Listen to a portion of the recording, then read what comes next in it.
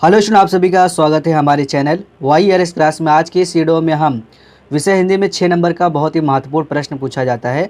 आज की इस वीडियो में आप लोगों को पूरा बताने वाला हूँ, जिससे कि आपको पूरा 6 नंबर मिल जाए। तो स्टूडेंट, ये है परीक्षा का पेपर पिछले साल का। सबसे पहले ये जान लेते हैं कि परीक्षा में प्रश्न कैसे पूछा जाता है। अब प्रश्न नंबर 8 पर ध्यान दीजिएगा।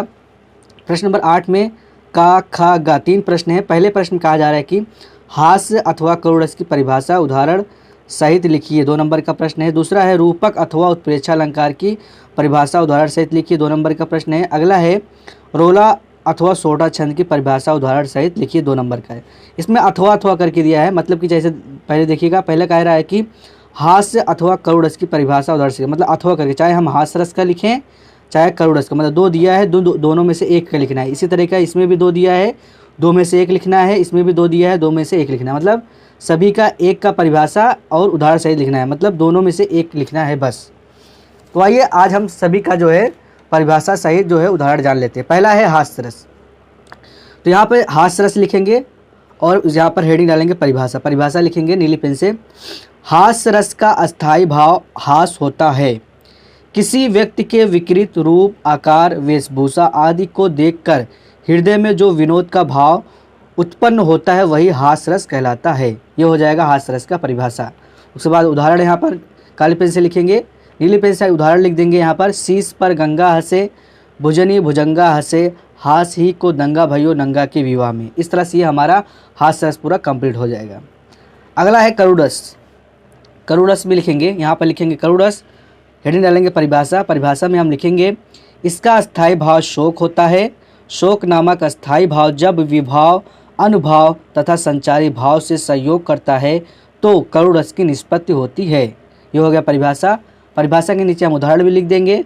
उदाहरण यहाँ पर काली पेन से लिखेंगे, नीली पेन से लिखेंगे। मणि खोए भुजंग सी जन्नी, फनसा पटक रही थी शीश, अंधी आज बनाकर मुझको किया न्याय तुमने जगदीश। तो स्टूडेंट, ये हो गया हास्यरस और करुड़स का परिभाषा उदाहरण सहित। अब हम अगला देख लेते हैं रूपक, उत्प्रेक्षा और उपमा अलंकार का परिभाषा उदाहरण सहित। तो पहला है उपमा अलंकार। तो उपमा अलंकार यहाँ पर हेडिंग डालेंगे उपमा अलंकार। उपमा अलंकार की परिभाषा लिखेंगे, यहाँ पर परिभाषा काली पेन से लिखेंगे, उसके बाद नीली पेन से लिखेंगे। जब किसी वस्तु या व्यक्ति की किसी अन्य वस्तु या व्यक्ति से समान गुणधर्म के आधार पर तुलना की जाए या समानता बताई जाए वहाँ उपमा अलंकार होता है। ये हो गया उपमा अलंकार की परिभाषा। इसका हम उदाहरण लिखेंगे। उदाहरण यहाँ काली पेन से लिखेंगे, नीली पेन से लिखेंगे। राधा के चरण गुलाब के समान कोमल हैं। ये हो जाएगा उपमा अलंकार का परिभाषा और ये उदाहरण कंप्लीट हो जाएगा पूरा। अगला है रूपक अलंकार। रूपक अलंकार यहाँ पर लिखेंगे परिभाषा काली पेन से, उसके बाद इसमें हम परिभाषा लिखेंगे रूपक अलंकार का।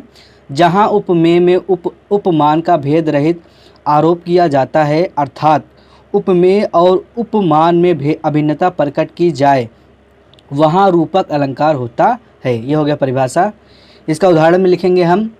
उदाहरण यहाँ लिखेंगे काली पेन से, नीली पेन से लिखेंगे। चरण कमल बंदो हरिराय। ये हो जाएगा रूपक अलंकार का उदाहरण। ठीक। अब अगला है उत्प्रेक्षा अलंकार। उत्प्रेक्षा अलंकार में देखिएगा स्टूडेंट, यहाँ पे इसको हम लिखेंगे उत्प्रेक्षा अलंकार, यहाँ पे काली पेन से इसको लिखेंगे परिभाषा। उसके बाद हम नीली पेन से इसका परिभाषा लिखेंगे। जहाँ उपमेय में उपमान की संभावना की जाए वहाँ उत्प्रेक्षा अलंकार होता है। उदाहरण में लिखेंगे, यहाँ उदाहरण काली पेन से लिखेंगे, उसके बाद नीली पेन से हम लिखेंगे। सोहत ओढ़े पीतु पटु, श्याम सलोने गात, मनो नील मन शैल पर आतपी परियो प्रभात। इस तरह से उत्प्रेक्षा अलंकार का परिभाषा हो जाएगा और ये उदाहरण। ठीक। अब अगला देख लेते हैं रोला सोठा का। रोला सोठा का हम इस तरह से लिखेंगे। यहाँ पे हम लिखेंगे रोला, उसके बाद यहाँ पे हेडिंग डालेंगे परिभाषा। परिभाषा में हम लिखेंगे नीली पेन से। यह 4 पंक्तियों वाला एक सममात्रिक छंद है। इसमें 8 चरण होते हैं। इसके प्रत्येक चरण में 11 और 13 के विराम यति से 24 मात्राएं होती हैं। ये हो जाएगा परिभाषा में। इसका उदाहरण लिख देंगे। उदाहरण यहाँ पे उदाहरण नीली पेन से लिखेंगे। जीती जाती हुई जिन्होंने भारत बाजी, निज बल से बल मेट विधर्मी मुगल कुराजी, जिनके आगे ठहर सके जंगी न जहाजी, हैं ये वही प्रसिद्ध छत्रपति भूप शिवाजी। ये हो जाएगा रोला का परिभाषा और ये हो जाएगा उदाहरण। ठीक। अगला है सोठा। यहाँ पे लिखेंगे सोठा। यहाँ पे लिखेंगे परिभाषा। परिभाषा में हम नीली पेन से लिखेंगे, यह एक अर्धसम्मात्रिक छंद है। इसके पहले और तीसरे चरण में 11-11 तथा दूसरे और चौथे चरण में 13-13 मात्राएं होती हैं। जो हो जाएगा परिभाषा। उदाहरण में हम लिखेंगे यहाँ पर उदाहरण में लिखेंगे नीली पेन से, जय ही सुमिरत सिद्धि होई, गणनायक करिवर बदन, करहु अनुग्रह सोई, बुद्धि राशि शुभ गुण सदन। तो स्टूडेंट ये हो जाएगा हमारा सोठा का परिभाषा और ये हो जाएगा उदाहरण। तो स्टूडेंट हमने आप लोगों को हास्य रस, करुण रस का परिभाषा उदाहरण सही बता दिया, रूपक उत्प्रेक्षा अलंकार का भी परिभाषा उदाहरण सही बता दिया, रोला सोठा उपमा अलंकार जो है उदाहरण सहित जो है आप लोगों को बता दिया। तो सभी जो आप लोग कॉपी में अच्छे से लिख लीजिएगा और याद कर लीजिएगा, क्योंकि ये सभी प्रश्न हर साल पूछे जाते हैं, इसमें कोई चेंज होता नहीं, ऐसे सेम टू सेम पूछा जाता है 2+2+2 जैसे कि, जिससे कि आपको जो 6 नंबर पूरा मिल सके। तो उम्मीद करता हूँ आप लोगों को यह वीडियो पसंद आया होगा।